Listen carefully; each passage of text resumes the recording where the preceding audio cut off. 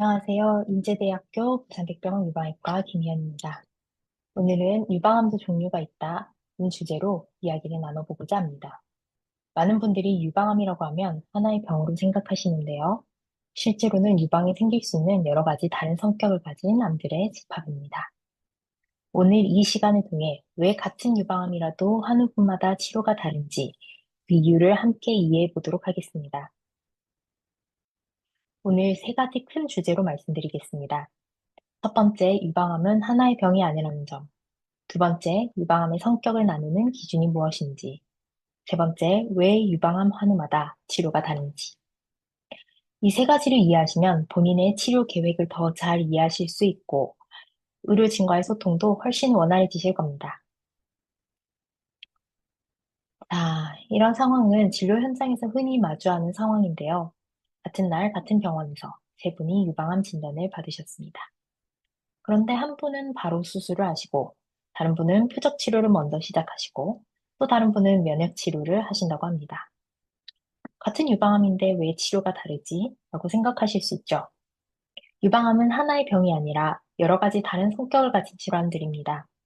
마치 같은 감기라고 해도 원인 바이러스가 다르고 증상이 다르고 필요한 약이 다른 것처럼요. 그래서 같은 진단명을 받으셨어도 각자의 유방암 성격에 따라 완전히 다른 치료를 받게 되는 겁니다. 그렇다면 어떻게 유방암의 성격을 구분할까요? 화면에 보시는 것처럼 첫 번째로는 여성 호르몬에 자극받아 자라는 유방암이 있습니다.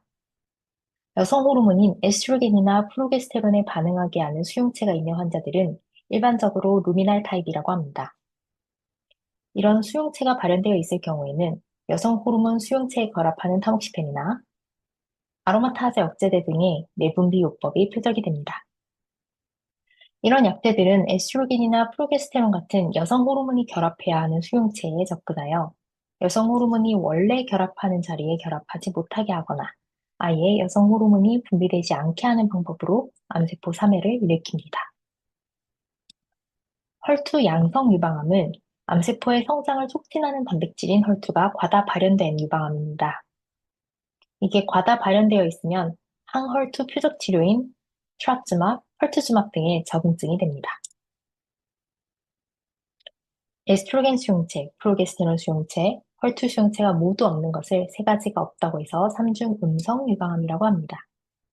주된 전신 치료는 세포 독성 항암제입니다. 항암제는 빨리 성장하는 DNA 분열을 주로 공격 대상으로 삼기 때문에 빨리 자라는 세포에 잘 듣습니다. 최근에는 아예 면역 치료를 더하여 항암제 효과를 더 극대화하게 되었습니다. 세 가지가 모두 발현되어 있는 삼중 양성 유방암도 있습니다. 이런 경우는 내분비요법과 항헐투 표적 치료를 모두 사용할 수 있겠으며 암세포는 전반적으로 빨리 자라는 특성을 가지고 있기 때문에 세포 독성 항암제는 어느 정도 영향을 미칠 수 있는 가능성을 모두 가지고 있습니다. 이 세 가지 수용체의 양성, 음성 조합에 따라서 각 I형마다 성장 속도도 다르고 재발 위험도 다르고 효과적인 치료법도 완전히 다릅니다. 루미나 유방암의 경우 전반적으로 예후가 좋고 항암제가 덜 듣는 경향이 있으며 뒤늦게 재발하는 경우가 있습니다. 반면 혈투 수용체 양성에서 3중 음성으로 갈수록 더 예후가 좋지 못하고 더 세포 독성 항암 치료의 비중이 높으며 더 빠른 시일 내에 재발하는 경향이 있습니다. 이제 구체적으로 각 I형을 살펴보겠습니다. 루미날 A형은 가장 흔한 유형으로 전체 유방암의 약 50에서 60%를 차지합니다. 좋은 소식은 이 유형이 가장 예후가 좋다는 겁니다. 왜냐하면 천천히 자라고 호르몬 치료에 아주 잘 반응하기 때문이죠. 주요 치료는 내분비요법으로 타모식펜 또는 아로마타제 억제제를 5에서 10년간 투여합니다. 폐경 전 여성에서는 타모xi펜이 표준 치료이며 고위험군의 경우 난소 기능 억제와 AI 병용까지 고려할 수 있습니다. 추후 다른 교수님들의 강의에서 더 자세히 짚고 넘어가실 계획입니다. 재발의 위험도를 정확히 분석하기 위해 가유전자 분석 검사인 온코타입 DX, 맘마프린트 등을 활용할 수 있으며 이를 고려하여 보조 항암 화학요법의 필요성을 결정합니다. 조기 재발보다 후기 재발이 더 흔하며 진단 후 5년 이상 경과 후에도 지속적인 재발 위험이 존재합니다. 재발 시 뼈 전이가 가장 흔하며 내장 전이나 중추신경계 전이는 상대적으로 드뭅니다. 루미널 B형은 전체의 10에서 20%를 차지합니다. 루미널 A보다 더 빨리 자라고 조직학적 등급이 높습니다. 더 공격적입니다. 따라서 예후가 루미널 A보다 나쁜 편입니다. 호르몬 치료는 당연히 필요하고 항암화학요법도 더 많은 환자에게 필요합니다. 재발 패턴도 다릅니다. 뼈 전이도 생기지만 내장 장기 전이가 루미널 A보다 더 흔합니다. 자, 여기서 환우분들이 많이 궁금해하시는 부분이 있습니다. 나는 루미널 타입인데 항암화학요법을 꼭 받아야 하나요? 이 질문은 사실 환우들뿐만 아니라 의사들도 이전부터 계속 고민해왔던 부분입니다. 이 부분을 긁어주는 것이 다중유전자 검사인데요. 테일러 X 연구와 RX 펀더 연구 결과에 따라 재발 점수가 높으면 항암을 하는 경향이 있고 낮으면 생략하는 편입니다. 추후 연자께서 더 잘 소개해 주실 것으로 생각됩니다.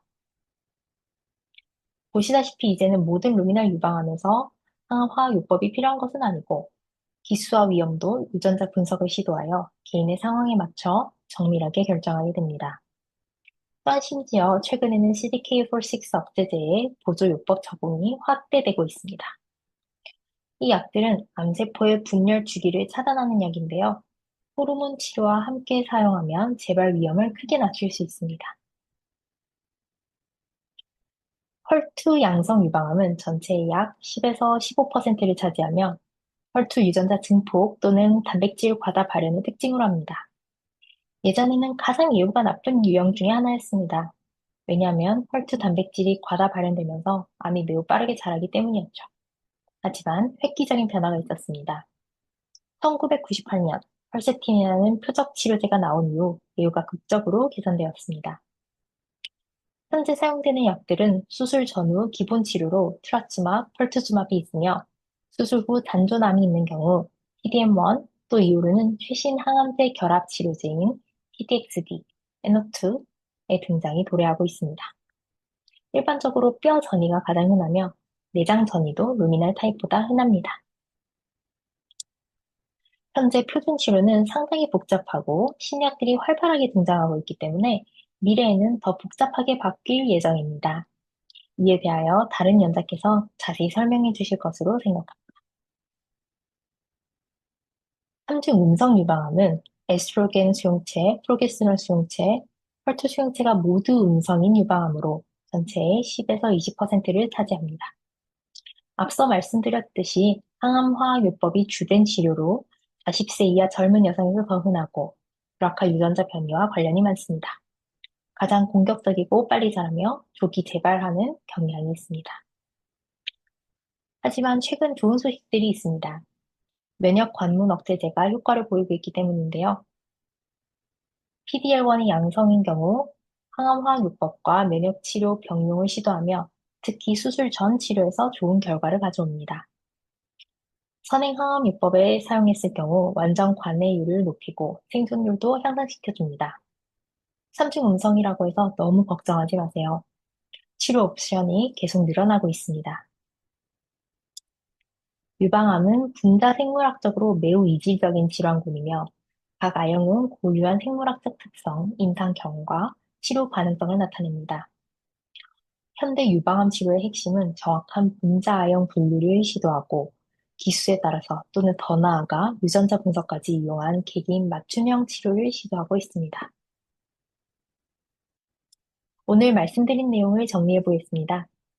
유방암은 분자 A형에 따라 완전히 다른 질환입니다. 루미널 A형은 50에서 60%를 차지하며 가장 좋은 예후를 가지고 루미널 B형은 10에서 20%를 차지하며 가장 좋은 예후인 루미널 A보다는 조금 나쁜 중등도의 예후를 가지고 있습니다. 헐투 양성 유방암은 10에서 15%를 차지하고 표적 치료로 예후가 크게 개선되었고 3중 음성 유방암은 10에서 20%를 차지하며 가장 공격적이지만 신약이 많이 개발 중에 있습니다. 가장 중요한 것은 개인 맞춤 치료입니다. 정확한 A형 분류가 필수적이고 A형별로 최적화된 치료 전략을 세워야 하며 나이, 폐경 상태, 유전자 검사, 기수 등의 모든 검사 결과를 고려하여야 합니다. 여러분, 오늘 유방암이 왜 사람마다 다른 치료를 받는지 조금은 이해가 되셨나요? 같은 유방암이라는 진단을 받으셨어도 여러분 각자의 암은 다른 성격을 가지고 있습니다. 그래서 옆 사람과 치료가 다르다고 걱정하실 필요가 전혀 없습니다. 오히려 이렇게 정밀하게 분류해서 여러분에게 꼭 필요한 치료만 선택적으로 받는 것이 최선의 치료입니다. 필요 없는 항암 화학요법은 피하고 꼭 필요한 표적 치료는 받으시고 이것이 바로 정밀의료 맞춤형 치료의 핵심입니다. 궁금하신 점이 있으시면 언제든지 담당 선생님께 여쭤보시고 본인의 아형과 치료 계획을 정확히 이해하시길 바랍니다. 오늘 함께 해주셔서 감사합니다.